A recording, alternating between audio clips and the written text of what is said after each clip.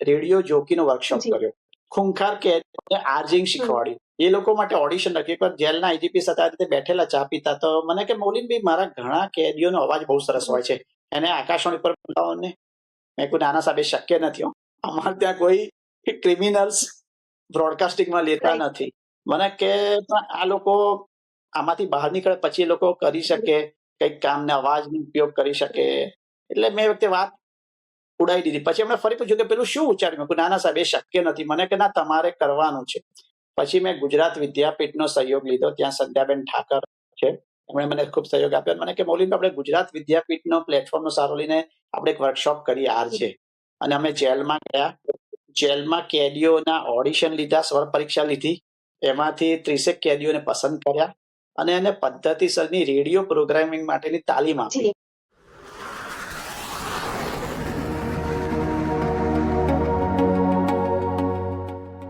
નમસ્કાર મિત્રો, આપ સર્વનું હાર્દિક સ્વાગત છે આજના પોડકાસ્ટમાં, જ્યાં વાર્તાઓ, વિચારશક્તિ અને દુનિયાની આવાજ જીવંત બને છે. આજના મારા ખાસ મહેમાન મૌલિન મુનશી સર. 36 વર્ષોથી પણ વધારે તેમની આકાશવાણીની યાત્રા, 10,000થી પણ વધારે રેડિયો પ્રોગ્રામ્સ, ઇન્ટરનેશનલ ડોક્યુમેન્ટરીનો અનુભવ અને પેઢીઓને તૈયાર કરવા એક એવા સારા મેન્ટર છે. રેડિયોના માઇક પાછળ છુપાયેલી વાર્તાઓ, સ્ટોરી ટેલિંગની ફિલોસોફી અને આજના ડિજિટલ યુગ માટે તેમના અમૂલ્ય પાઠો, આ બધી વાતોનો આજે ખુલાસો કરવા જઈ રહ્યા છે અને સાંભળવા જઈ રહ્યા છે આજના અમારા સ્પેશિયલ મહેમાન મૌલિન મુનશી સર. પર સર્વપ્રથમ કરીશું તેમનું હાર્દિક સ્વાગત. નમસ્કાર મૌલિન સર, કેમ છો? ધ ગાઇડિંગ વોઇસના પ્લેટફોર્મમાં આપનું હાર્દિક સ્વાગત છે.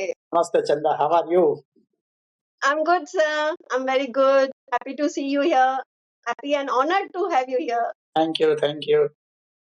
આજનો કન્વર્સેશન ખૂબ જ રસપ્રદ રહેશે અને આજનો સમય જે મીડિયા યુગનો છે, ડિજિટલ મીડિયાનો છે, તેવા ઘણા યુથને આ સુંદર મેસેજ પહોંચશે તમારી જર્નીથી. Sure, sure. મૌલિન સર, સૌથી પહેલા સુંદર યાત્રાની શરૂઆત કરીએ. તમારી યાત્રા 36 વર્ષોથી પણ વધારેની સુંદર યાત્રા આકાશવાણીની રહેલી છે. આ સુંદર યાત્રાની શરૂઆત કેવી રીતે, ક્યાંથી થઈ, અને જો પહેલો માઇક મુવમેન્ટ છે એ યાદ આવે છે તો કેવું ફીલ થાય છે? ભૂતકાળમાં નજર કરીએ તો 1989માં આકાશવાણીમાં સિલેક્ટ થયો. એ વખતે ટ્રાન્સમિશન એક્ઝિક્યુટિવ હતો, એટલે કે ડ્યુટી ઓફિસર.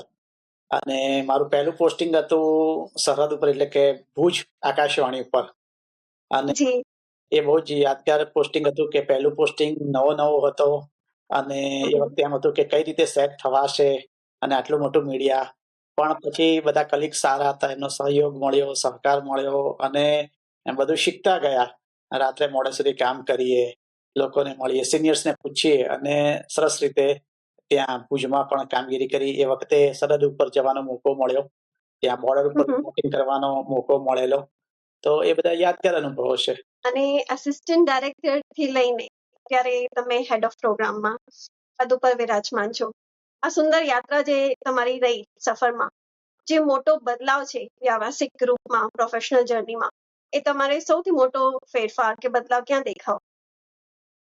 કે ટેકનોલોજીકલ આપણે વાત કરીએ તો બધી ખૂબ જ બધું જે છે એડવાન્સમેન્ટ થયું છે. મેં જ્યારે જોઈન કર્યું ત્યારે સ્કૂલ ઉપર રેકોર્ડિંગ થતું હતું. પેલી જે પટ્ટી આવે એની ઉપર રેકોર્ડિંગ થતું હતું. કોઈ ટોકર રેકોર્ડિંગ માટે આવે ભૂલ થાય તો નાનકડું ઇરેઝર રાખતા હતા, પછી એને માર્કિંગ કરીએ. એટલે એટલું બધું એડિટિંગ મુશ્કેલ હતું કે પ્રિસાઇઝ કરવું પડે, એને પેલું એટલું પટ્ટીથી કાતરથી કાપવી પડે, પટ્ટી ફરી જોઈન કરવી પડે. જ્યારે આજે એટલે કે 2026માં બધું જ ડિજિટલ થઈ ગયું છે. એક શ્વાસને એડિટ કરવો હોય તો પણ થઈ શકે થાય છે, જે બેકગ્રાઉન્ડમાં ઇફેક્ટ્સ ઉમેરવી હોય, લાઈવ ક્યાંથી પણ વાત કરવું હોય, લાઈવ કવરેજ હોય, તો અત્યારે તો બધું છે અદ્ભુત છે. અને એ ટેકનિકલ જે એડવાન્સમેન્ટ છે એ મને લાગે છે કે મીડિયા માટે ખૂબ ઉપયોગી થઈ રહ્યું છે. કે દેશના કોઈ પણ ખૂણેથી અમારે આકાશવાણીએ કોઈ પણ અહેવાલ મેળવવો હોય, રિપોર્ટ મેળવવો હોય, અમારા કોરસ્પોન્ડન્ટ સાથે વાત કરવી હોય. જે ડિજિટલ યુગનો જે જમાનો ચાલી રહ્યો છે, યુગ ચાલી રહ્યો છે, એમાં કેટલું બધું તમે જેમ કીધું કે એડવાન્સ થઈ ગયું છે. અને એક જગ્યાએ બેસીને પણ આખા વિશ્વમાં ક્યાંક પણ આપણે રિપોર્ટ આપવી હોય કે લેવી હોય તે પણ આજે પોસિબલ થઈ ગયું છે. 10,000થી પણ વધારે જે રેડિયો પ્રોગ્રામ આપણે ડિઝાઇન કર્યા છે અને પ્રોડ્યુસ કરવાની જે વાત છે, જે વાર્તા છે, એમાં જે લાંબી કારકિર્દી દરમિયાન જે ડિજિટલ એનર્જી તમારી છે, ક્રિએટિવ એનર્જી છે, એ કેવી રીતે મેન્ટેન કરો છો? બહુ સારો પ્રશ્ન છે ચંદક. એક તો મેં ક્યારેય એવું અભિમાન નથી રાખ્યું કે હું ઓફિસર છું, બરાબર. કોમન મેનની જેમ દરેક સાથે વાત કરી છે. એ પછી નાનો માણસ હોય તો ફૂટપાથ ઉપર પણ બેસીને ઇન્ટરવ્યુ કર્યો છે, એના ખભે હાથ મૂકીને કર્યો છે. કારણ કે સામેવાળાને હું ડાયરેક્ટર છું કે બીજો કોઈ ઓફિસર છું એની સાથે કોઈ લેવા દેવા નથી, બરાબર છે. અને ઘણી વાર શું થાય છે કે તમે તમારો પરિચય આપો ને પેલો ગભરી જાય કે મારે આટલા મોટા વ્યક્તિ સાથે વાત કરવાનો છે, તો શું વાત કરીશ. એના કરતા એક જ ઓળખાણ કે હું મૌલિક છું, બરાબર છે. એથી વધારે કંઈ એને કહેવાની જરૂર નથી. કારણ કે આપણે કોઈને અભિભૂત કરવા કે ઇમ્પ્રેસ કરવા કોઈ ઇન્ટરવ્યુ નથી લેતા કે હું કેટલો મહાન છું, મારી પાસે કેટલું બધું નોલેજ છે. પણ સામેની વ્યક્તિ પાસેથી આપણે શું કઢાવવું છે એ ખૂબ અગત્યનું છે. એટલે તમે જેટલા સરળ રહો, બરાબર, જેટલું આત્મીયતાથી વાત કરી સાથે, તો મને આજે 36 વર્ષની જે મારી લાંબી કારકિર્દીમાં ખૂબ ઉપયોગી થયું કે એક સરળતાથી કોઈની પણ સાથે મિક્સ થઈ જવું, વાત કરવી અને વિવેકપૂર્ણ વાત કરવી, સંસ્કારિતાથી વાત કરવી. તો ચોક્કસ સામેવાળો જે આપણો ટોકર હોય, નિષ્ણાત આપણને ખૂબ સહયોગ આપે. અને જાત-પાતના વિષય ઉપર ચંદા આટલા બધા જ્યારે પાછળ નજર કરીએ ત્યારે ઇન્ટરવ્યુઝ કર્યા. ભુજના તે ખૂબ કામ કર્યું દિવસ રાત. અને એનો અનુભવ એક યાદ આવે છે કે રાત્રે લગભગ 2 વાગે આકાશવાણી સ્ટુડિયોઝમાં બેઠેલો અને ત્યાં ગેટ ઉપર બહુ ઉહાપો થયો. એટલે મેં કહ્યું કે રાત્રે 2 વાગે કોણ ટોળું આવ્યું છે કે કોઈ. મેં સિક્યોરિટીને કહ્યું, મેં કહ્યું, મને કે સાહેબ અંદર આવવા માંગે છે. એટલે હું ગેટ ઉપર કોણ છે કે સાહેબ અમે ભચાઉથી આવ્યા છે, SBI ના ઓફિસર છે, અમારા પરિવાર નાશ થઈ ચુક્યા છે, અમારે રેડિયો પર કંઈક બોલવું છે. એમને લઈ આવ્યો અંદર, એમને ચા પાણી કર્યા, સ્વસ્થ કર્યા. મને કે સાહેબ અમારે એ કેવું છે અત્યારે રાત્રે કે તમારે ભુજ કે ભચાઉ જો મોકલવું હોય તો કપડા ના મોકલો, દવા ના મોકલો, અમારે અત્યારે જરૂર છે ગામમાં ડીઝલની. મેં કહ્યું કેમ? કે આખા ગામના ગામ નષ્ટ થયા છે, તો લાશો સડી રહી છે, તો લાશો બાળવા માટે ડીઝલની જરૂર છે. અમારે જેસીબી મશીનોની જરૂર છે આ કાટમાળ ઉપાડવા માટે. તો એને એટલી બધી મહત્વપૂર્ણ વાત કહી. કારણ કે અહીંના જયારે લોકો રાહત સામગ્રી મોકલતા ત્યારે ખાવાનું મોકલે, દવા મોકલે, કપડાં મોકલે. મને કે અમારે કોઈ જરૂર નથી, અમારે આ લાશોના સામૂહિક અગ્નિ સંસ્કાર કરવા માટે ડીઝલ જોઈએ છે અને જેસીબી. તો આમ આપણા રૂવાડા ખડા થઈ ગયા કે આપણે જયારે વાસ્તવિકતા જોઈએ ત્યારે ત્યાં કંઈક અલગ હોય છે, આપણે મોકલતા કંઈક અલગ આવીએ છીએ. એટલે એવા તો કેટલાય અનુભવો છે. એક બીજો એક સરસ અનુભવ છે કે રેલવે સ્ટેશન પર ખબર પડી કે કોલીઓની પાર્ટી છે. એ કોલીઓની પાર્ટીનું નામ મડદા પાર્ટી છે. કે ક્યાંય ટ્રેક ઉપર કોઈ સ્યુસાઇડ કરે ને તે લોકો એમને એમ પહોંચી જાય અને એના અગ્નિ સંસ્કાર સહિત બધું જ કામ કરે. એના હાથ ઉપરથી કે ગળા પરથી સોનાની ચેન કે ઘડિયાળ એના જે ઘરવાળા આવે ત્યારે એને આપે. એનો કોઈ ચાર્જ લેતા નથી અને એક લોકો માનવતાનું કામ કરે છે. તો આવી તો કેટલી બધી સ્ટોરીઓ છે. એવી જ રીતે કિસાનોની સ્ટોરી હોય તો કૃષિની, ત્યાં ગોધરામાં પણ મારું પોસ્ટિંગ હતું, તો MA વિથ ઇંગ્લિશ એક છોકરો સસ ખેતી કરતો હતો. તો એને ઇન્ટરવ્યુ કર્યો. મને કે વાહ સાહેબ તમે મારા સુધી પહોંચ્યા, મને આનંદ છે. મેં કહ્યું તું આટલો ભણેલો ગણેલો? કે હા સાહેબ, મને ભણ્યા પછી જ આ ખેતીમાં મજા આવે છે. એટલે એવી ઘણી બધી સ્ટોરીઓ આકાશવાણીના ઉપક્રમે કરે. એક યાદ આવે છે બનાવ કે ગોધરા આકાશવાણી પર એક પ્રોગ્રામ લાઈવ કરતો હતો મ્યુઝિકનો ફોન ઇન. અને એમાં એકાએક એક કોલર આવ્યો અને મેં પૂછ્યું કે कैसे आप, क्या नाम है आपका? એટલે એણે પોતાનું નામ કહ્યું. મેં કહ્યું કે આપ શું કરો છો? તો એણે પોઝ લીધો. એટલે મેં કહ્યું मैं आपको पूछता आप क्या? कि सर मैं तो भागेड़ हूँ, मैं गुनहगार हूँ, मैंने पैरोल जंप कर दिया है. હવે એકદમ લાઈવ પ્રોગ્રામ ચાલતો હતો અને મને થયું કે હું એક ક્રિમિનલ સાથે વાત કરી રહ્યો છું. એટલે મેં को देखिए ये अच्छा नहीं किया आपने, लॉ एंड ऑर्डर को आपको मेंटेन करना चाहिए, आप अच्छे एक नागरिक हो. कि नहीं सर मैं कंटाल गया हूं, अब जेल में नहीं जाना. मैंने जम कह मगर मैं आपको बहुत सुनता हूँ, मैं आपका फैन हूं, तो मेरे को चलो एक बात आपको माननी पड़ेगी. आपको यहाँ आना है आकाश में? क्या? हाँ सर. मैं को मैं जो हॉट सीट पे प्रोग्राम करता हूँ वहां बैठना है? क्या? हाँ. मैं को तो आपको सरेंडर करना पड़ेगा. यहाँ के जो पुलिस अधीक्षक है उसके पास जाके आप साहब को सामने से सरेंडर करना पड़ेगा कि सर मैं यहाँ गया हूँ. मैंने कहा फिर आप मुझे बुलाएंगे? मैं जरूर बुलाऊंगा, मगर आपको सरेंडर करना पड़ेगा. અને ચંદા વિલ બી સરપ્રાઈઝ કે એણે ત્યાં પોલીસ અધિક્ષક પાસે સામેથી ગયા અને પોતે સરેન્ડર કર્યું. અને એણે કહ્યું કે સાહેબ મેં એટલે સરેન્ડર કર્યું છે કે મને આજે પ્રોમિસ મળ્યું છે કે મને આકાશવાણી ગોધરા ઉપર મને બોલાવવામાં આવશે. અને પછી બોલાવ્યા પોલીસની સાથે અને એના નાના બાઇટ લીધા. એને એક જે ગમતું ગીત હતું એ વગાડ્યું. એટલે રેડિયોની તાકાત કેટલી છે ખૂબ જ તાકાત છે. બતાવે છે. ખૂબ જ તો તાકાત કેટલી છે. બધી હા. સ્ટોરીઓ એક છે. એક છોકરી એની સાથે વાત અમે ઇન્ટરવ્યુ કરેલો મોર્નિંગ હમ, હમ. ઇન્ફોર્મેશન પ્રોગ્રામમાં. તો એણે કહ્યું કે સાહેબ મારા 2 પગ નથી અને મારા ફાધર કડિયા છે અને મને ખભે નાખીને મને MS યુનિવર્સિટીમાં ભણાવવા લઈ જાય છે.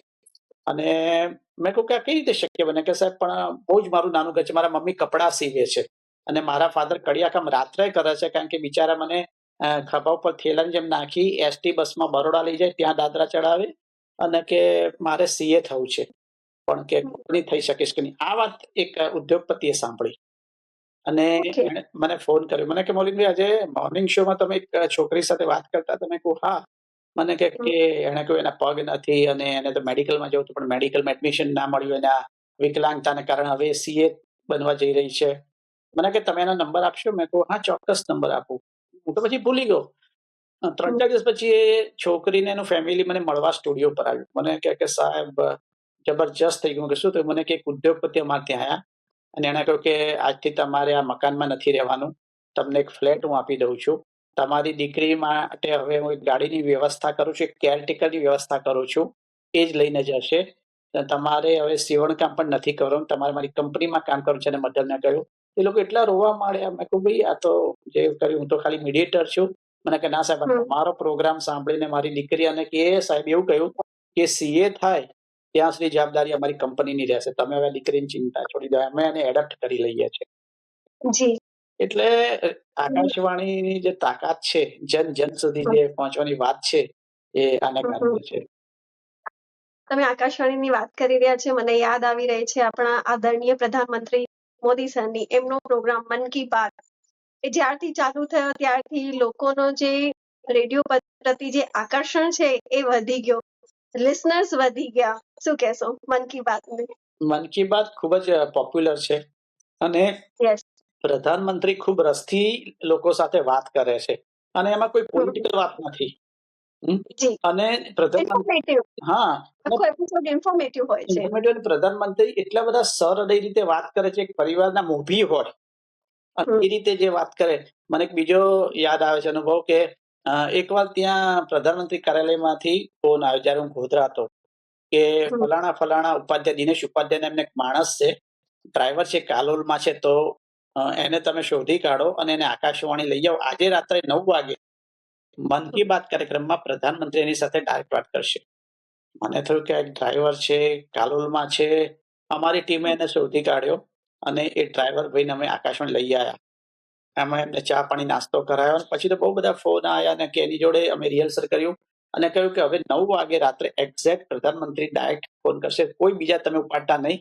અને 9 વાગે લેન્ડલાઈન ઉપર હમ, આકાશવાણી પ્રધાનમંત્રી નરેન્દ્ર મોદીનો ફોન આવ્યો અને કોરોના સમયમાં એ જે દિનેશ ઉપાધ્યાય ડ્રાઈવર હતો, એણે સતત 6 મહિના ઘરે ગયા વગર ઓક્સિજન ટેન્કર ચલાવેલી માટે પ્રધાનમંત્રી મન કી બાત માટે એની સાથે વાત કરી અને એટલી સરસ રીતે વાત કરી કે પેલો પત્યો ત્યારે એની આંખમાં પાણી રડી પડે કે સાહેબ, પ્રધાનમંત્રી આટલી સરસ રીતે મારી સાથે વાત કરી, એક પરિવારજનની જેમ.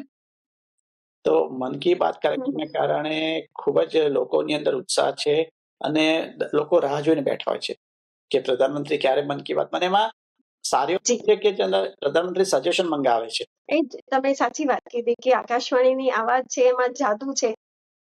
એ હજારો લોકો સુધી નહીં, લાખો સુધી એ પહોંચે છે અને મન કી બાત જે વાત કરીએ તો પ્રધાનમંત્રીની એક ખાસિયત હોય છે કે સરળ પણ હોય છે, સૌમ્ય પણ હોય છે અને જેને પણ એક સામાન્ય વ્યક્તિને પણ મળતા હોય છે કે કમ્યુનિકેટ કરતા હોય છે ત્યારે એમ ફીલ નથી કરાવતા કે હું બહુ સર, તમારા પ્રોગ્રામની વાત કરીએ કે ઘટના ચક્ર જેવા પ્રોગ્રામ છે, વિજ્ઞાન જગતના, આરોગ્ય જગતના જે કાર્યક્રમો છે, આવા કાર્યક્રમો જ્યારે તમે ડિઝાઇન કરો છો, પ્રોડ્યુસ કરો છો, તો જે વિષયની પસંદગી છે એની સંપૂર્ણ પ્રક્રિયા જે હોય છે એ કેવી રીતે હોય છે? ખાસ કરીને જ્યારે આકાશવાણીના માધ્યમ ઉપરથી અમે કોઈ પ્રોગ્રામ કરીએ ત્યારે અમારી સામે જે લક્ષ્ય હોય છે તો અમારા શ્રોતા હોય છે અને અમારા શ્રોતા જે સમજી શકે સરળતાથી અને એવી વાતો એને કરીએ કે જે ઉપયોગી થાય. એટલે અમે મોટા ભાગે જે ડોક્ટર્સ ઇન્વાઇટ કરતા હોય છે એ પણ સિવિલ હોસ્પિટલ કે એમાંથી ઇન્વાઇટ કરતા હોઈએ છે કે જેથી કોઈ બીજો કોઈ પ્રોફેશનલ તત્વ ના આવી જાય. મોર્નિંગ સર, તમારા 10,000થી પણ વધારે રેડિયો પ્રોગ્રામ તમે ડિઝાઇન કર્યા છે, પ્રોડ્યુસ કર્યા છે. ઘટના ચક્ર, આરોગ્ય જગત અને વિજ્ઞાન જગત જેવા પ્રોગ્રામની પસંદગી, વિષયની પસંદગી કેવી રીતે કરો છો અને આની સંપૂર્ણ જે પ્રક્રિયા હોય છે એ કેવી રીતે હોય છે? ચંદા, આકાશવાણી પર વિવિધ કાર્યક્રમો જે છે એનો અમે નિર્માણને અમે પ્રસ્તુત કર્યા. ઘટના ચક્ર જે કરંટ અફેર્સનો પ્રોગ્રામ છે. બીજો એક સરસ પ્રોગ્રામ અમે ચલાવતા હતા, લોક સમસ્યાની સંસદ. લોકો પાસેથી અમે પ્રશ્નો મંગાવીએ જે લોકોને મૂંઝવતી સમસ્યા હોય અને વોઇસ ઓફ ધ પીપલ બનતા હતા. સામાન્ય લોકોનો અવાજ સત્તા સ્થાન સુધી ન પહોંચી શકે. તો અમે કર્યું કે આકાશવાણી માધ્યમ બનશે. તમને દરેક વખતે એક વિષય નક્કી કરીએ કે રાંધણ ગેસને લગતી સમસ્યા. અમે એના અંગેના પત્રો મંગાવીએ. લગભગ અમે 1 મહિનાનો સમય આપીએ અને 1 મહિનામાં આખા અમદાવાદમાંથી લોકો પત્રો લખે કે અમને કનેક્શન નથી મળતું, ફલાણાએ પૈસા માંગ્યા, અમારું કનેક્શન રદ થઈ ગયું, ગેસ ઓછો આવે છે બોટલમાં, એવા લખે. અને પછી અમે બધા પત્રોની ઝેરોક્સ કરી અને અમે ઇન્ડિયન ઓઇલ કોર્પોરેશનને મોકલીએ કે સાહેબ, તમારી સામે આટલી ફરિયાદો અને પ્રશ્નો આવ્યા છે. એ લોકોએ દરેક પ્રશ્નનો વ્યક્તિગત જવાબ તૈયાર કરે અને પછી અમે અમારા સ્ટુડિયોમાં પ્રશ્ન પૂછનાર જે લોકો એને બોલાવીએ અને સામે સક્ષમ સત્તાધીશો જે ગેસ કંપનીના હોય, ઓઇલ કંપનીના હોય, ઇન્ડિયન ઓઇલ, અને પછી એ લોકો જવાબ આપે અને સ્થળ ઉપર પ્રશ્નો નિકાલ આવે. તો એ અદ્ભુત પ્રોગ્રામ હતો અને એનું નામ આપેલું લોક સમસ્યાની સંસદ. જેમ પાર્લામેન્ટ હોય છે એવી રીતે લોક સમસ્યા. એક પડઘો નામનો પ્રોગ્રામ કરેલો કે જ્યાં અંતરિયાળ ગામડામાં જતા હતા અને કોઈક જગ્યાએ દારૂની બધી હોય, કોઈક જગ્યાએ પાણી ના આવતું હોય, તો ત્યાં આકાશવાણી એનો પડઘો આપતું હતું કે અમે આ જગ્યાએ છીએ અને આ લોકોની આ સમસ્યા છે. અને અમે એ વખતે પ્રયત્ન કરતા હતા કે વિસ્તારના ધારાસભ્ય કે મંત્રી પણ હાજર રહે, જેથી એને તરત જ સ્થળ પર જવાબ આપી શકે. લોકો કહે કે સાહેબ, 3 વર્ષથી પીવાનું પાણી નથી આવતું અને આટલી અરજીઓ કરી, શાળા નથી ખોલતી, તો તરત જ અમે ધારાસભ્યને પૂછીએ કે સાહેબ, આ વાત સાચી છે? તમારી પાસે ગ્રાન્ટ છે અને આ કરે છે? તો સામસામી એ બંને લોકો એકબીજા સાથે ડાયલોગ કરી શકે અને સ્થળ ઉપર એ પ્રશ્ન નિરાકરણ આવે અને એ લોકોને પણ ખબર પડે કે આ લોકોની આટલી મુશ્કેલી છે. તો એવા આરોગ્ય અંગે વિજ્ઞાન, અમે સિંધી પ્રોગ્રામ પણ ચલાવીએ છીએ. ગુજરાતમાં સિંધી બહુ છે, તો અમારો સિંધીનો ડેલી પ્રોગ્રામ અમારો ચાલે છે. બરાબર છે. તો અમે દરેક, અમારો ઉર્દુ પ્રોગ્રામ પણ ચાલે છે, ઉર્દુ મજલિસ. બરાબર છે. તો એક જે હોય એના માટેનો અમે પ્રોગ્રામ, બાળકો માટેનો અમે પ્રોગ્રામ રેલગાડી ચલાવીએ છીએ, રંગ વાદળિયા ચલાવીએ છીએ. બહેનો માટેનો પ્રોગ્રામ સહિયર ચલાવીએ છીએ કે જેમાં અમે રેસીપી આપીએ, બહેનોને લગતી આરોગ્યની સમસ્યાઓ, બહેનોની માનસિક સમસ્યાઓ, ફેશન, આ બધું જ અમે સહિયરમાં લઈ લેતા હોઈએ છીએ. અમે જવાનો માટેનો પ્રોગ્રામ એ પણ ચલાવીએ છીએ, જય ભારતી. તો એ ખૂબ સંભળાય છે બોર્ડર ઉપર કે જે આપણા ખાસ કરીને જે આપણા રક્ષકો છે, જવાનો છે, એ આ પ્રોગ્રામમાં ખૂબ ચિઠ્ઠીઓ મોકલે છે, પત્રો મોકલે છે અને જય ભારતી ખૂબ સાંભળે છે. એટલે એક વર્ગ માટે જે અલગ અલગ વયજૂથ પ્રમાણે અમે પ્રોગ્રામો કરીએ છીએ. એમાં સિલેક્શન કરીએ છીએ કોને બોલાવવા. અમે આર્મી ઓફિસર્સને પણ બોલાવીએ છીએ. એમાં કારકિર્દીની તકો એના માટે પણ વાત કરીએ છીએ. અલગ અલગ આજકાલ જે ડિજિટલ એરેસ્ટ થઈ રહ્યું છે, તો અમે સતત એવા ઓફિસરોને બોલાવીએ છીએ કે ડિજિટલ એરેસ્ટથી બચવા શું કરવું જોઈએ. અને પોલીસ પ્રજાની સાથે છે, એનો નંબર આ છે, એની વેબસાઇટનું એડ્રેસ આ છે અને તમે અડધી રાતે ગભરાયા વગર આ નંબર પર ફોન કરી શકો છો. તો લોકોને એમ થાય કે યસ, કારણ કે આકાશવાણીનું કામ છે first two inform the people, than second two educate, અને એન્ટરટેનમેન્ટ અમારે ત્યાં ત્રીજા ક્રમે આવે છે, મનોરંજન. તો અમારા પ્રોગ્રામ સિલેક્શન જ એ રીતે હોય છે કે અમે કઈ રીતે લોકોને ઇન્ફોર્મ કરી શકીએ. સરકારની જે વિવિધ કલ્યાણકારી યોજનાઓ હોય છે લોકો માટેની, તો લોકો કઈ રીતે લાભ લઈ શકે, એના માટે ક્યાં અરજી કરવાની છે, એ બધું જ અમે આ કાર્યક્રમોમાં લઈ લઈએ છીએ.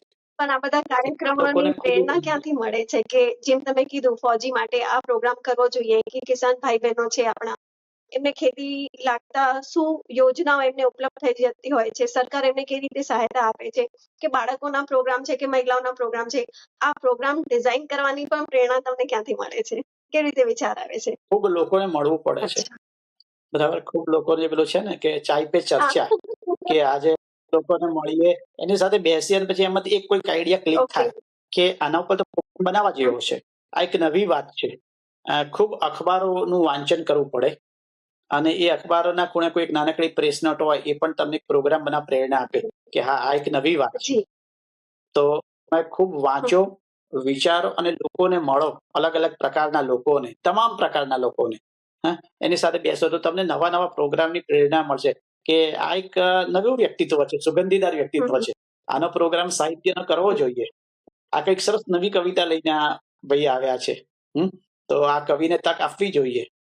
તો એ રીતે તમે આજકાલ જર્નલિઝમમાં શું થાય છે કે વિદ્યાર્થીઓ લોકોને મળતા નથી. એ લોકો સીધું વેબસાઇટ ઉપર જાય, www. કરીને અને સર્ચ કરે સ્ટોરી. સાચી વાત છે. એક મોટું કહું છું કે મારી વેબસાઇટ છે www.majuri.com. એટલે કે તમે જાઓ, લોકોને મળો, એની સાથે ચા પીઓ અને એને કહો કે એટલે કે સાહેબ કેવું લાગે મળો છે. મેં કહું એમાં શું લાગે, આપણે કોઈ ખરાબ કામ માટે મળતા નથી, કોઈ પૈસા કે ડોનેશન માટે કહેતા નથી. એક વાર ના પાડે, બીજી વાર ના પાડે, બીજી વાર એને થશે કે આને મળી તો લઈએ, આટલા ફોન કરે છે, અને પછી એમાંથી કોઈક વાત તમને નવી મળશે. સાચી વાત છે. બિલકુલ સાચી વાત છે. એટલે લોકોને મળો તો જ તમારો પ્રોગ્રામ થશે, તમને નવા આઈડિયાઝ આવશે. જેમ તમે વાત કીધી આજના ડિજિટલ યુથની, સ્ટુડન્ટ્સની, તમે એઝ એ ફેકલ્ટી પણ એ લોકોને ટ્રેનિંગ આપો છો, એમનો પણ ખાસા વર્ષોનો અનુભવ છે. ક્યાં તમને લાગે છે શું ચેન્જીસ આવ્યા છે? જેમ તમે કીધું www.majuri.com ની વાત કરી કે અત્યારે બધું અવેલેબલ છે ઓન વન ટેપ, કે આપણે અત્યારે તો ચેટ જીપીટી આવ્યું છે, ગૂગલ પર નહીં, એઆઈ આવી ગયું છે. તો બધામાં શું તફાવત, સ્ટુડન્ટ્સની અંદર શું ચેન્જીસ લાગે છે? સ્ટુડન્ટ્સ વધારે પડતા ડિજિટલ થઈ ગયા છે, ડિજિટલ આધારિત. પહેલા શું હતું કે સ્ટુડન્ટો ખૂબ ફિલ્ડમાં જતા હતા, આ બધા સાધનો નહોતા ત્યારે, અને સ્ટોરી શોધતા હતા, લોકોને મળતા હતા. હવે શું થયું છે, એટલા બધા ઇલેક્ટ્રોનિક ઉપકરણો અને એટલી બધી એપ આવી ગઈ છે કે સ્ટુડન્ટ્સને એમ થાય છે કે આપણે તો કંઈ કરવાની જરૂર જ નથી, બધું જ અહીંયા ખાલી www. ખાલી લેપટોપ ખોલો એટલે બધું સ્ક્રીન ઉપર આવી જશે. સ્ટોરી શોધવી છે, એઆઈ ને પૂછો. ટ્રાન્સલેશન પૂછો, એઆઈ ને. હેડલાઇન બનાવી છે, એઆઈ ને પૂછો. સ્ટોરી ગૂગલ ને પૂછો. એટલે શું થયું છે કે એ લોકો પોતાના રૂમની કે ઓફિસની બહાર નીકળવાનો બહુ ઓછો પ્રયત્ન કરે છે. હવે એ લોકો સમજતા નથી કે એ લોકો જેના ઉપરથી શોધે છે તો પેલો બીજો સામે વાળો છે એ પણ એમાંથી શોધી જ શકશે, તમારો વાચક. તો તમે નવું શું લાયા, એના માટે અત્યારના વિદ્યાર્થીઓ ફિલ્ડમાં બહુ જ ઓછું જાય છે, અને સતત એ લોકો મોબાઈલ ઉપર રહે. અને મોબાઈલ ઉપર પણ જે જોવા જો કે કામની માહિતી તો ઓછી સર્ચ થતી હોય, બીજી બધી માહિતી એ લોકો વધારે સર્ચ કરતા હોય. અને એને કારણે શું થાય છે કે લોકો એમ કહે છે કે જર્નલિઝમમાં સાહેબ નોકરી નથી મળતી, ફ્રસ્ટ્રેશન આવી જાય કે પત્રકાર બનીએ કે પોડકાસ્ટર બનીએ પણ નવા મહેમાનો તો મળતા નથી, અને કઈ રીતે ફિલ્ડમાં ટકી રહ્યો. તો હું એક જ કહું છું કે તમે ખૂબ લોકોને મળો, વધારે પડતા ડિજિટલ કે એઆઈ નો ઉપયોગ ના કરો, કારણ કે એઆઈ જે આપે છે એ બધાને જ ખબર હોય છે, એટલે તમારી સ્ટોરી નવી નહીં લાગે લોકોને, એ નેચરલ ના લાગે. એટલે જે આપણે લોકોને, જે તમે એક વાત અંડરલાઈન કરાવી રહ્યા છે કે આપણે ક્ષેત્રમાં જવું જોઈએ, ફિલ્ડ વર્ક કરવું જોઈએ, લોકોને મળવું જોઈએ. એ જે સ્ટોરી આપણે સાંભળીએ છીએ કે સમસ્યાઓ સાંભળીએ છીએ અને એના પરથી જે આપણી ક્રિએટિવિટી બતાવતા હોય છે, ડિજિટલ દુનિયા ના કરી શકે, એ ઇલેક્ટ્રોનિક ગેજેટ્સ ના કરી આપે આપણને. હા, એટલે જ હું કહું છું કે ચાય પે ચર્ચા, તમે મળો ને, લોકોને મળો, અને શક્ય નથી કે દર વખતે કોઈ સ્ટોરી મળે એવું કઈ જરૂર, પણ તમારા મગજમાં તો એક આઈડિયા રહેશે કે આ ફલાણી વ્યક્તિને મળેલા અઠવાડિયે, મે બી પછી એનું કંઈક એવું કામ કરીને તમને ફોન કરે કે બોલ્યું કે આપણે મળેલા 6 મહિના પહેલા, અને એક મેં નવું સંશોધન કર્યું છે. એટલે આ તો એક ઇન્વેસ્ટમેન્ટ છે સંબંધોમાં. તમે કોઈને ઓળખશો નહીં અને ખાલી ફોનથી જ વાત કરી લેશો કે ફોન ઉપર તમે બાઇટ રેકોર્ડ કરી લેશો, તો એનાથી તમે કદી એ સામેવાળી વ્યક્તિનું મોઢું પણ નથી જોયું, કે તમને કોઈ પલ નથી, તમારું કોઈ ઇમોશનલ એટેચમેન્ટ એ વ્યક્તિ સાથે થશે જ નહીં. અને હું હંમેશા કહું છું, ખાસ કરીને જર્નલિઝમમાં જે વિદ્યાર્થીઓ છે અથવા મીડિયામાં, કે તમે શેર બજારમાં રોકાણ નહીં કરો તો ચાલશે, સંબંધોમાં રોકાણ કરજો. શેર બજાર ગમે ત્યારે ગગડશે, તમારું બધું સાફ થઈ જશે, પણ સંબંધોમાં મૂડીરોકાણ કર્યું છે ને તો લાઈફ ટાઈમ રહેશે. અને સંબંધને મેન્ટેન કરજો, એટલે એમાં ખાતર, પાણી, યુરિયા, સૂર્યપ્રકાશ આપતા રહેજો. એટલે કહેવાનો વાત એ છે કે તમે એક વ્યક્તિ સાથે સંબંધ બાંધીને ઓળખ્યો કે એની સ્ટોરી, પછી એને અવારનવાર એને ફોનથી એની જોડે કોન્ટેક્ટ કરો, કોઈક વાર એને સામેથી મળો, એની બર્થડે વખતે વિશ કરો, એના સારા નરસા પ્રસંગમાં જઈને ઉભા રહો.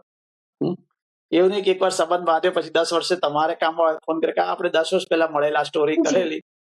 ખૂબ સુંદર મેસેજ આપ્યો છે મોલિન સર આજે, કે ભલે ને શેર માર્કેટમાં આપણે ઇન્વેસ્ટ ના કરીએ પણ સંબંધોમાં ઇન્વેસ્ટ કરીએ અને એને સમયસર ખાદ, પાણી, સૂર્યપ્રકાશ બધું આપીએ તો લાઈફ ટાઈમ ચાલે. અને અત્યારે જેમ તમે કીધું, અત્યારે આપણે જોઈએ છીએ એમાં જ કચાશ આવી ગઈ છે કે પ્રોફેશનલ બધા બની ગયા છે. એક વર્ષ એક ટાઈમે મળે અને પછી 10 વર્ષ પછી એમને ફોન કરીશું, એ પણ ક્યારે ફોન કરીશું આપણને કંઈ કામ હશે તો. તો રાઈટ. એટલે હું કહું છું ચંદા કે ઘણા હવે લોકો એવું હોય છે કે સંબંધો પેલો જે ફ્રેન્ડશિપ બિલ્ટ હોય છે એમ જે રિલેશન નો બિલ્ટ હોય ને એમાં નીચે એક્સપાયરી ડેટ લખી હોય છે કે this relation is expire on કે ભાઈ કામ પતી ગયું, હવે આ કાઢી નાખો કે આ રિલેશન એક્સપાયર થઈ ગયા, હવે આનું જે હતું એ લઈ લીધો, હવે આપણે શું કામ છે, એ માણસ હવે હોદ્દા ઉપર છે નહીં, હવે આપણને કોઈ કામ લાગ્યો છે નહીં, જવા દો ને એનો ફોન નંબર બ્લોક કરી દો, હવે કોઈ બીજા જોડે દોસ્તી. આ એક ખતરનાક વસ્તુ મને છે. એક વાત યાદ આવી રહી છે, બહુ સુંદર લાઈનો છે કે જે નિસરણી વડે તમે ઉપર ચડો ને એને કદી લાત ન મરાય, કદાચ ઉતરતી વખતે કામ લાગે. સાચી વાત છે, ખૂબ સાચી વાત છે કે તમને જે ટેકો આપ્યો હોય, તમને જે એને મદદ કરી હોય, બરાબર છે. અને આજે કોઈ વ્યક્તિને મળવામાં જાય છે, શું બધા કહે છે બિઝી છે, પણ તમે હું રોજ ના મળો, અઠવાડિયે કે મહિને એક વાર તો એ વ્યક્તિને મળો જેની સાથે સંબંધ બાંધ્યો છે, જેણે તમને મદદ કરી છે, તમે જેની સ્ટોરી કરી છે, એના ખબર અંતર તો પૂછો. અરે વર્ષમાં 2 વાર તો ફોન કરો. ચલો બહુ બીજી તો કે કેમ છે અંકલ, મજા, તબિયત પાણી કેમ છે, પેલા એક હૂંફ લાગશે કે મૌલિનભાઈનો ફોન આવ્યો અને મને પૂછ્યું. કે ક્યાંક એને મદદની જરૂર હોય તો તમારાથી જે થઈ શકતી હોય એવી મદદ કરો. કોઈને હોસ્પિટલમાં એમ થાય કે ભાઈ સર મને તો તમે મળ્યા પછી એક નવું ડેવલપ, મને કેન્સર થયું છે અને ખૂબ તો આપણે કહીએ, મારી ઓળખાણ છે કેન્સર હોસ્પિટલમાં, હું ડિરેક્ટ ફોન કરું છું, મને ડોક્ટર ઓળખે છે, આ જગ્યાએ મફત નિઃશુલ્ક દવા તને મળી રહેશે, તો એવી રીતે પણ તમે હેલ્પ કરી શકો. પણ મનમાં એ ભાવના હોવી જોઈએ ને સર, સેવા ભાવના હોવી બહુ જરૂરી છે, તો જ આપણે કોઈને મદદરૂપ થઈશું, કોઈને હેલ્પ કરીશું. નહીં તો પોતાના જીવનમાં જ પરોવાયા રહ્યા છે તો ક્યાં બહાર દુનિયા દેખાતી જ ક્યાં છે. તો વાત કરી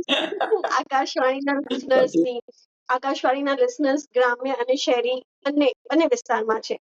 જ્યારે બંને વિસ્તારના લિસનર્સ માટે આ પ્રોગ્રામિંગ કરો છો તો કયા મુદ્દાઓ ધ્યાનમાં રાખો છો? ગ્રામીણ વિસ્તારમાં જ્યારે અમે પ્રોગ્રામ કરતા હોઈએ ત્યારે અમારું વધારે પડતું ફોકસ જે હોય છે લોકોની પરંપરા ઉપર હોય છે.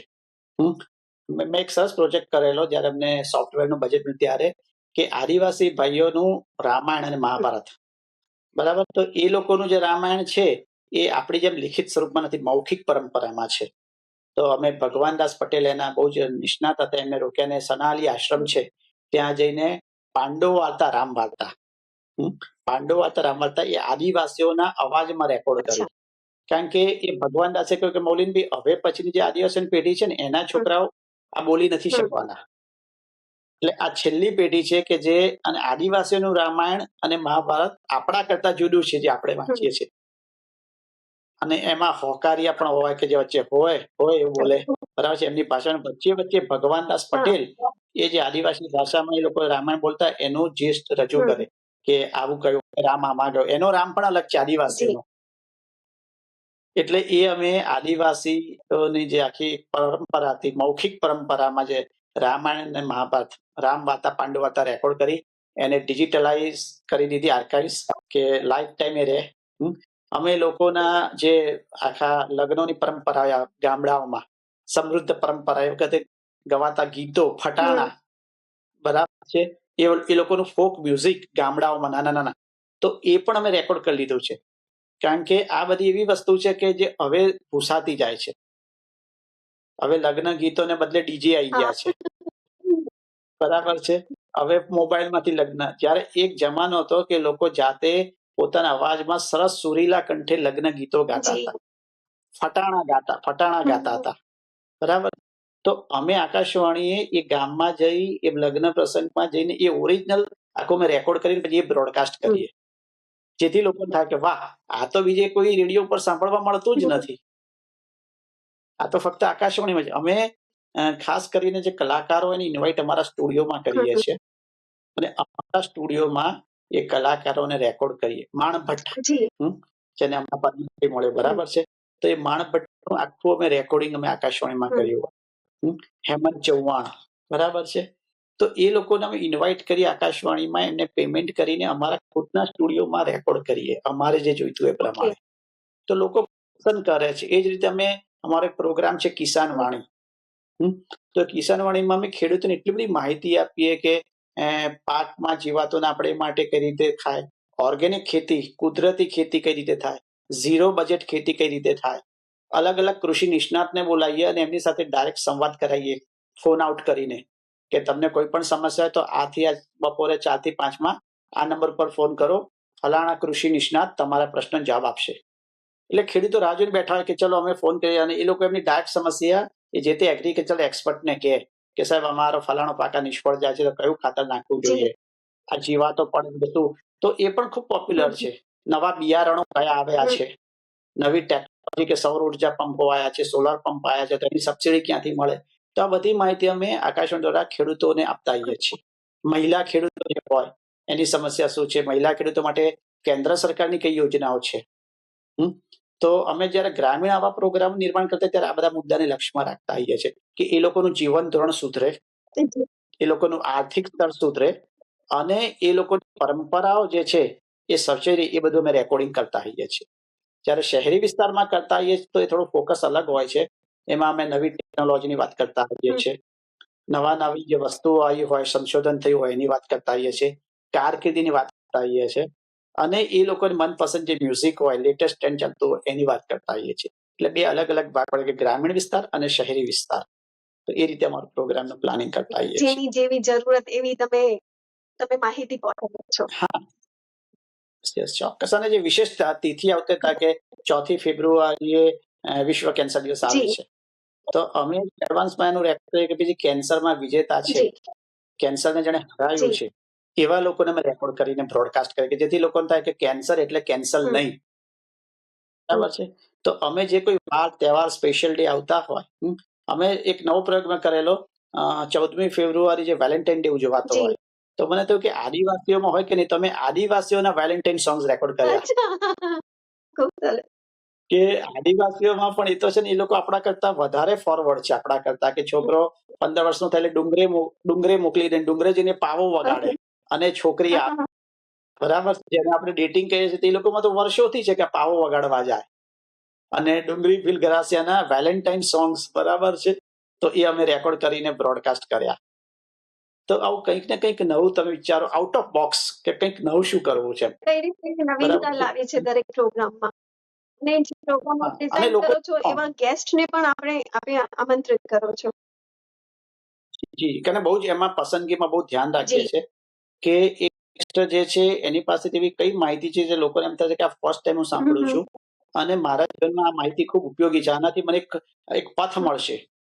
એવી રીતે ગેસ્ટ ઇન્વાઇટ કરીએ છીએ કે ભાઈ આ ગેસ્ટને બોલાવવાથી અમારા લિસનર્સને શું ફાયદો થશે, કે ભાઈ લિસનર્સ આ ગેસ્ટ સુધી પહોંચી શકવા નથી, પણ ચલો સ્ટુડિયોમાં બોલાવીએ, અને એના અવાજ દ્વારા જે માર્ગદર્શન આપે છે તો લોકોને બહુ ઉપયોગી થાય. તો હંમેશા અમે ગેસ્ટની પસંદગી ખૂબ કાળજીપૂર્વક કરતા હોઈએ છીએ, વિચારીને કરતા હોઈએ છીએ, ચર્ચા વિચારણા અમારા કલીગ સાથે પછી એ ગેસ્ટને ઇન્વાઇટ કરતા હોઈએ છીએ. એટલે ખૂબ લાંબો પ્રોસિજર છે. લોકો સુધી, શ્રોતાઓ સુધી પહોંચાડવી માહિતી અને એક્સપિરિયન્સ એમનો, જે ગેસ્ટને તમે પસંદગીથી બોલાવો છો, એમની સાથે ચર્ચા કરો છો, અને લિસનર સુધી એ વાત પહોંચાડવી એક લાંબી પ્રક્રિયા હોય છે, અને ખૂબ ધ્યાનપૂર્વક, જેમ તમે કીધું ને, કાળજીપૂર્વક કરવી પડે છે.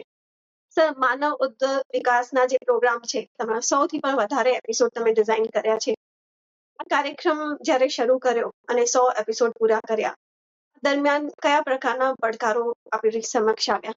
એ સિરિયલ ઘણા વર્ષો પહેલા કરેલી, માનવ વિકાસ, એટલે મનુષ્યની ઉત્પત્તિ કેવી રીતે થઈ, એના માટે અમે આખી સિરિયલ આકાશવાણીએ કરેલી, અને એમાં બાળકોને ઇન્વોલ્વ કરેલા. અમે એમાં ક્વિઝ રાખતા હતા, અને એ વખતે ટેકનોલોજી આટલી એડવાન્સ નહોતી જે અત્યારે છે, એટલે એનું પ્રોડક્શન પણ ખૂબ ડિફિકલ્ટ થતું હતું, માનવ વિકાસ શ્રેણીનું.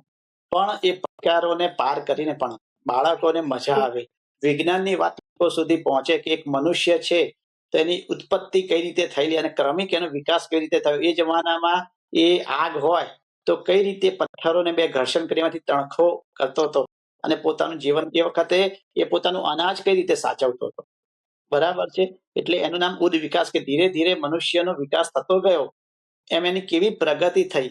તો એની વાત ખૂબ બધી રસપ્રદ, દરેક એપિસોડમાં અમે અલગ કરતા હતા. અને એપિસોડ પહેલા એક એન્કર એ એપિસોડ વિશે પહેલા માહિતી આપે કે આજના એપિસોડમાં આપણે જોઈશું કે અગ્નિની ઉત્પત્તિ, કે મિત્રો મનુષ્ય પછી એને થયું કે મારે રાંધવાનું તો બનાવવું પડશે. એ વખતે કોઈ ગેસ કે ચૂલા તો શોધાયા નહોતા, તો એણે પોતે શોધ્યું કે ભાઈ આગ કરીને આની પર મૂકો તો કઈ રીતે એને પેલો વિચાર આવ્યો, કઈ રીતે એને કેટલી, તે બધું એ એપિસોડમાં હોય. પછી બીજો એપિસોડ હતો કે ભાઈ એને અનાજ ને બધું ધીરે ખેતી કરી, પણ અનાજ સાચવ કઈ રીતે, તો આજના એપિસોડમાં આ વાત આવશે. તેવી રીતે આખો માનવ વિકાસને 100 એપિસોડમાં મનુષ્યના વિકાસના જીવનના વિવિધ તબક્કાઓની અમે વાત વૈજ્ઞાનિક રીતે આવરી લીધી ને લોકોને આપી. એટલે પછી અમે એક બીજી સિરિયલ ગણિતનું ગૌરવ પણ કર્યું, ગણિત વિશેની કરી. એટલે એવી ઘણી ઘણી એવી અલગ સિરિયલો બાળકો માટે વિજ્ઞાનની અમે સિરિયલો કરી. મેઇન ફોકસ અમારો જે છે બહુજન હિતાય બહુજન સુખાય આકાશવાણીનું. કે મોટો એક જે સમુદાય છે બહુજન હિતાય, એને તમે કંઈક સારી માહિતી આપો, એનો વિકાસ થાય એવી માહિતી આપો, તો જ તમારું અસ્તિત્વ તમે જે છે એને કહી શકો કે હા હું આકાશવાણીનો બ્રોડકાસ્ટર છું. બરાબર. કે તમારા બ્રોડકાસ્ટ થી એના જીવનમાં શું પરિવર્તન આવ્યું, એની કઈ ઉન્નતિ થઈ. તો આજે ઘણા બધા આઈએએસ ને આઈપીએસ છે એ કહેતા હોય છે કે અમે જ્યારે વિદ્યાર્થી કાળમાં આઈએએસ કે આઈપીએસ તૈયારી કરતા હતા ત્યારે અમે આકાશવાણીના ન્યૂઝ સાંભળતા હતા અને આકાશવાણીના કરંટ અફેર્સના પ્રોગ્રામો સાંભળતા હતા અને એ સાંભળ્યા એને કારણે અમે પાસ થયા. આ તદ્દન સાચી વાત છે. એક માર્ગદર્શન મળી જાય છે અને તમે જે લેવલ ઉપર છો, જેમ તમે કીધું કે બ્રોડકાસ્ટર, તો દરેક કમ્યુનિટી ના ગ્રોથ માટે તમે વિચારો છો, એવું બધું ધ્યાનમાં લઈને પછી તમે પ્રોગ્રામ ડિઝાઇન કરો છો કે જે પ્રોગ્રામ હું બનાવું છું, જે હું પીરસું છું, જે હું બ્રોડકાસ્ટ કરી એનાથી મેસિવ કમ્યુનિટીને એક રાહ મળે, પ્રેરણા મળે, એક નવી ઉર્જા મળે. હા સાચી વાત છે, 100%. કે લોકો જાણતા નથી. અમે પ્રોગ્રામ કર્યો કે એશિયન વીક માત્ર લીગલ ક્લિનિક, રાત્રે તમારે વકીલની જરૂર પડે તો તમે કયા વકીલ તમને રાત્રે, તો ભાઈ કે અમદાવાદના શાહીબાગ વિસ્તારમાં લીગલ ક્લિનિક ચાલે છે. તો લીગલ ક્લિનિકના ત્યાંના અધિકારી બોલાય કે ભાઈ આ લીગલ ક્લિનિક શું છે અને સામાન્ય માણસ કયો ટોલ ફ્રી નંબર છે એના પર રાત્રે ફોન કરે તો એને આખી એક લીગલ એમ્બ્યુલન્સ એ લોકોએ ડિઝાઇન કરી છે. અને તમારા ઘરે લીગલ એમ્બ્યુલન્સ આવી જાય, એમાં એક મેજિસ્ટ્રેટ હોય, એક પોલીસ અધિકારી હોય, એક વકીલ હોય અને તમને રાત્રે આવી કોઈ પણ લીગલ સમસ્યા ઉભી થાય તમને મફત નિઃશુલ્ક માર્ગદર્શન આપે.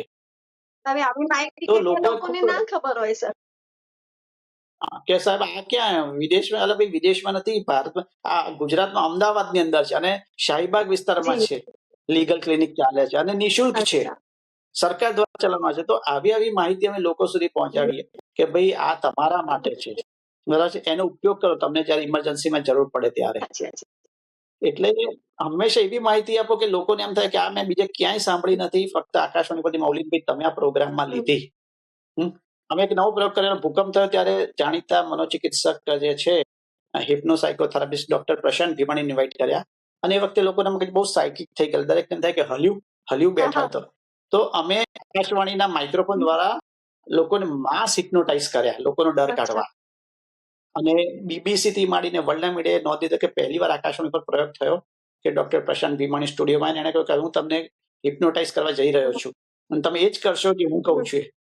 અને આ એટલા માટે કરે છે કે તમારા મગજમાંથી જે ભય છે કે હલ્યું ફરી ભૂકંપ આવશે, આ ડર દૂર કરવા. તો એ 20-25 મિનિટ આખું પ્રશાંતભાઈએ લોકોને માઇક્રોફોન દ્વારા માસ હિપ્નોટાઇઝ કર્યા અને એમને રિલેક્સ કર્યા. તો આ એની નોંધ બધા જ મીડિયા લીધેલી, વિદેશી મીડિયાએ પણ. કે આવો કોઈ પ્રોગ્રામ પહેલી વાર આકાશવાણીથી કે કમ્યુનિટી જે રેડિયો સેન્ટર છે એમ તરફથી પહેલી વાર આવું રજૂ થઈ રહ્યો છે, એ લોકોએ પણ નોંધ લીધી હશે. જી લોકો આખા બધા અને લોકો માનવા તે કે આવું માઇક્રોફોન દ્વારા માસ હિપ્નોટાઇઝ કરી શકાય. પહેલો પ્રશ્ન આ વાત જ એક નવી હતી કે સ્ટુડિયોમાં કોઈ ડોક્ટર બેસે અને માઇક્રોફોન દ્વારા, જેમ નિષ્ણાતને જોઈ નથી શકતા, ફક્ત સાંભળી શકે છે અને એને હિપ્નોટાઇઝ કરીને એના મગજમાંથી ડર, ભય, ચિંતા દૂર કરે. એક આખી બહુ જ નવી વાત આખી હતી, એ રજૂ કરી આકાશવાણી. ખૂબ સરાહનીય કાર્ય છે સર. આપે ગુજરાતના પ્રમુખ અખબારો જેમ કે ગુજરાત સમાચાર, દિવ્ય ભાસ્કર, સંદેશમાં અનેક લેખ લખ્યા છે અને એ પણ અલગ અલગ વિષયોમાં. તો વિષયોની પસંદગી કેવી રીતે કરો છો અને એના માટે જે કોન્ટેન્ટ હોય છે ક્યાંથી શોધો છો? ફરી કહું છું કે ખૂબ લોકોને મળું છું ચંદા, અને ધોધમાર રીતે મળું છું, કંજૂસાઈ નથી કરતો કે ભાઈ સમય નથી, સમય હોય છે જ અને ખૂબ લોકોને મળીએ ને એમાંથી નવા વિષયો આવે કે આ વિષય પર છાપામાં લખો, જરા હટકે. હું જે છાપામાં આર્ટિકલ લખું છું ને એ જરા હટકે લખું છું, ચીલા ચાલુ નથી લખતો. કે એટલે ઇન્વેસ્ટિગેટિવ રિપોર્ટિંગ વાળા લેખો લખ્યા હોય, ફીચર લખ્યા હોય. ધારો કે હું આકાશમાં હતો તો બહાર ત્યાં રોડ ઉપર પેલા છોકરાઓ ભીખ માંગતા હતા અને સાંજે જઉં તે આવે ને પૈસા ઉઘરાવે, મને થયું કે આને નોકરીએ રાખ્યા છે કે શું, આ છોકરાઓને ભીખ માંગી આપેલો માણસ રાત્રે 8 વાગે નીકળતો, એટલે એક છોકરાને પકડ્યો, એટલે પૈસા આપ્યા. પછી મેં કહ્યું કે આ કોને આપીશ, તો પહેલા તો જુઠ્ઠું બોલ્યો કે ના તો મારી પાસે ને મારા મમ્મી પપ્પા. મેં કહ્યું સાચું બોલ, નહીં તો પોલીસને બોલાવું છું અંદર. પછી એને કહ્યું સાહેબ અમારા એક માણસ છે રોજ રાત્રે ઉઘરાણું કરવા આવે અને પછી અમને એને નોકરીએ રાખ્યા છે, મહિને 5-6 હજાર રૂપિયા બાકીના જેટલા પૈસા ને એ ઉઘરાઈ જાય. તો એમાંથી હું વિચાર્યું કે આના પર એક આર્ટિકલ તૈયાર કરીએ. તો મેં ગુજરાત સમાચારમાં એક સરસ આર્ટિકલ કર્યો, ભિખારીઓની દુનિયામાં ડોક્યું.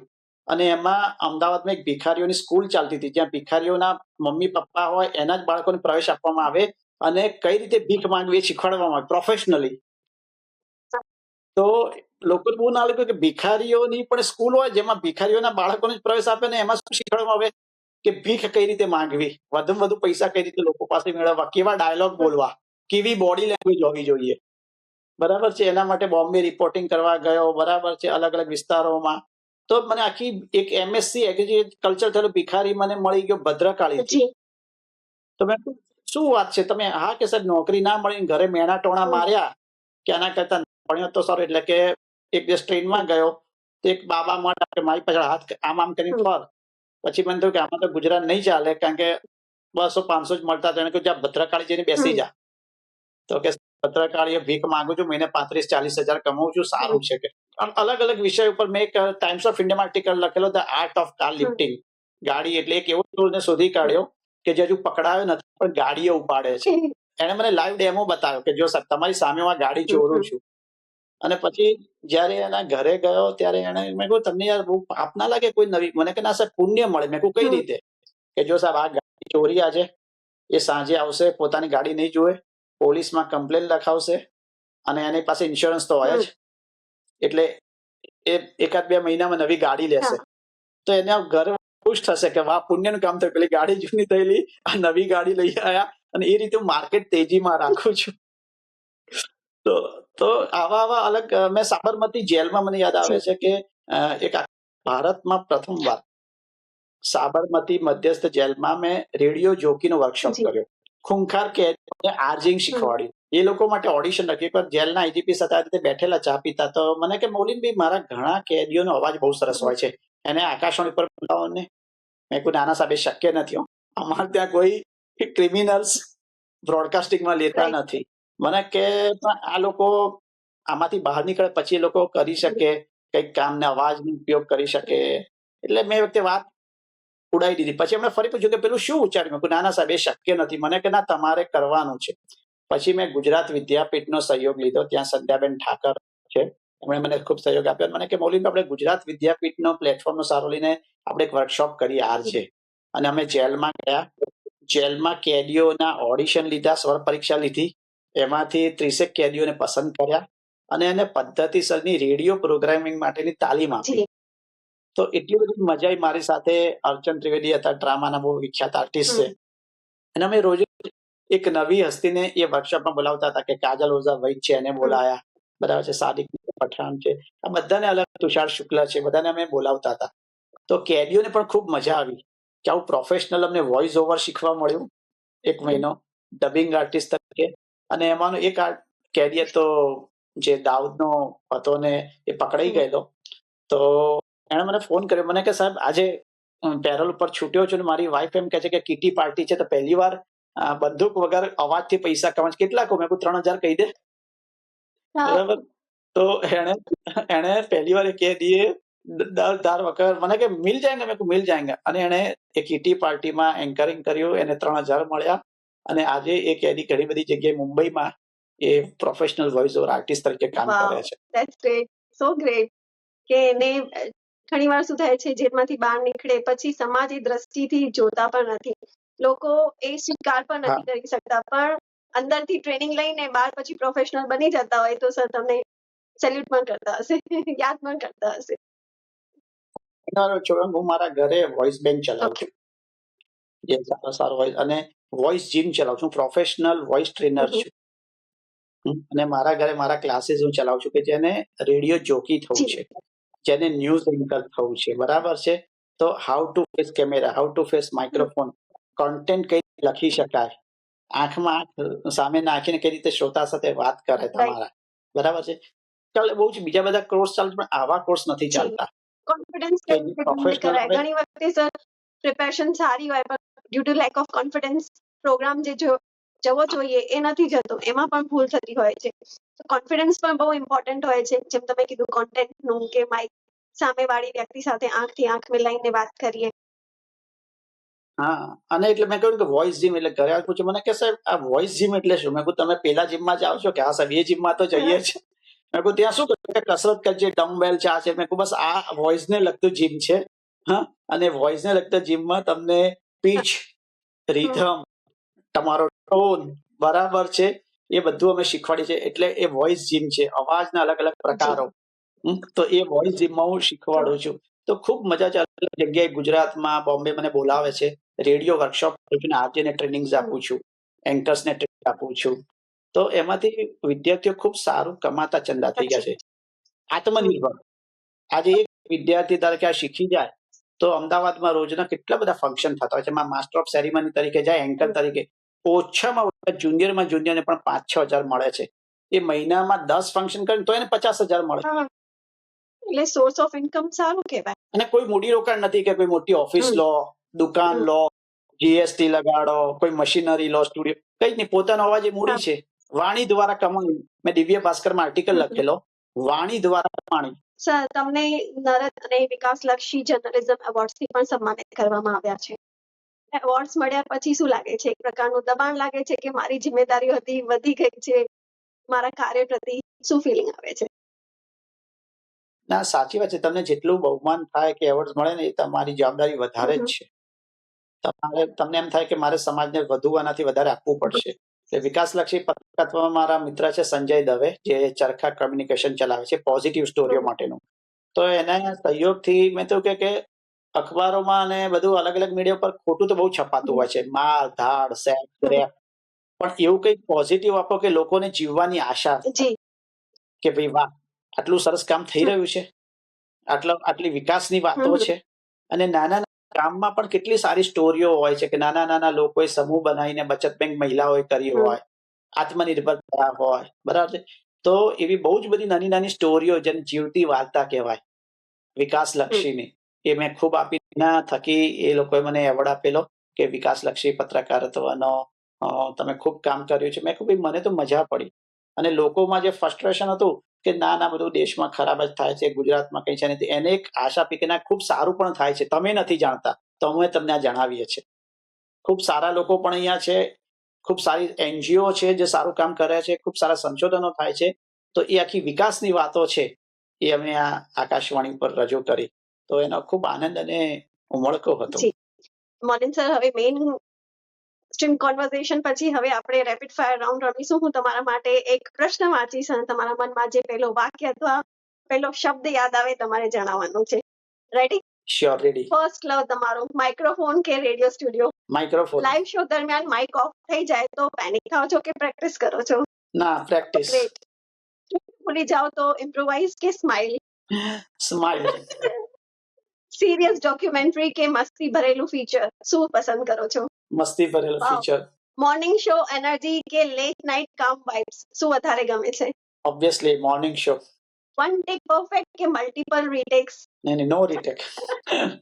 That means one take perfect. Radio ડ્રામામાં હીરો બનવું કે નરેટર? નહીં, નેરેટર બનવાની વધારે મજા આવે. ફેવરેટ સાઉન્ડ, સાયલેન્સ કે સિગ્નેચર જિંગલ, શું ગમે છે? મારી ઓલ ટાઈમ ફેવરેટ જે છે મારી સિગ્નેચર ટ્યુન છે. સ્ટુડન્ટ તમને સર કહે છે કે ગુરુજી? સર કહેવામાં નથી, ગુરુજી પણ નથી. હું એમ જ કહું છું કે આઈ એમ ઓનલી સિનિયર સ્ટુડન્ટ. હું પણ શીખવા આવ્યો છું. તમારો ગુરુજી તરીકેનો કોઈ ફાંકો નથી રાખતો કે સર તરીકેનો નહીં. આ તમારી મહાનતા છે સર. રેડિયો વગર એક દિવસ પોસિબલ કે impossible? Impossible. That's great. That's really great. Thank you, Morning sir. Thank you very much. દિલથી આભાર. તમે તમારી જર્ની, તમારી ઇનસાઇટ્સ, જ્ઞાન, અનુભવ, આજે એક્સપિરિયન્સ શેર કર્યા છે એ ઘણા યુવાનો માટે માર્ગદર્શન બનશે અને પ્રેરણા આપશે. Thank you very much. નમસ્તે મિત્રો, આજનો એપિસોડ જ્ઞાનસભર એપિસોડ. મોર્નિંગ સરના જે જર્ની છે, જે ઇનસાઇટ્સ અને જે એમના એક્સપિરિયન્સ આજે આપણે સાંભળ્યા, એ દરેક યુવા માટે જેમને આ ક્ષેત્રમાં રેડિયો, મીડિયા કે પોડકાસ્ટિંગના ક્ષેત્રમાં રસ ધરાવતા હશે એમના માટે આ જ્ઞાનનો ખજાનો છે, એક વેલ્યુ પેક્ડ છે. જો તમને આ એપિસોડ ગમ્યો હોય તો લાઈક, શેર, સબસ્ક્રાઇબ જરૂર કરજો. ફરી મળીશું એક નવા એપિસોડ સાથે, એક નવા મહેમાન સાથે, એક નવી પ્રેરણા સાથે. Till then, good bye.